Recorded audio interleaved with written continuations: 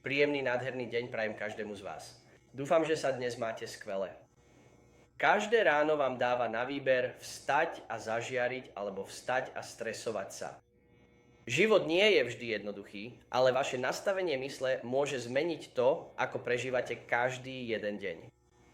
A dobrá správa je, že pozitívne nastavenie mysle nie je niečo, s čím sa narodíte. Je to niečo, čo si budujete deň po dni. Predstavte si svoju myseľ ako záhradu. Čokoľvek zasadíte, myšlienky vďačnosti, láskavosti alebo starosti a pochybnosti, to je to, čo vyrastie. Takže ak chcete radosť a pokoj, musíte tieto semienka zasiať denne. Začnite v malom. Keď sa zobudíte, zhlboka sa nadýchnite a spomente si na jednu vec, za ktorú ste vďační.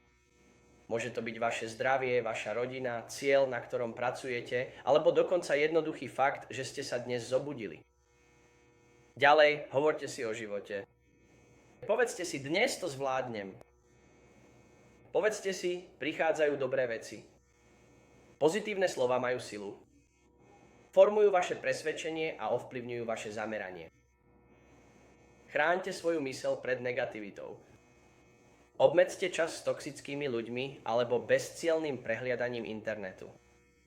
Namiesto toho si prečítajte niečo povzbudzujúce. Počúvajte hudbu, ktorá pozdvihuje vaše srdce a ducha, alebo trávte čas v prírode. Pamätajte, moji drahí priatelia, výzvy prídu. Ale pozitívne nastavenie mysle neznamená ignorovať problémy. Znamená to čeliť im so silou a vierou, s vedomím, že každá búrka raz pominie. Každý jeden deň máte moc vybrať si svoj postoj, moji drahí priatelia. Nejde o to byť dokonalý, ide o to byť zámerný. Takže zajtra ráno a každé ďalšie ráno sa rozhodnite vstávať s nádejou, rozhodnite sa žiariť pozitivitou, pretože keď je vaša myseľ nastavená správne, všetko ostatné sa začne pridávať. Nemusíte čakať na dokonalý život, aby ste sa cítili šťastní.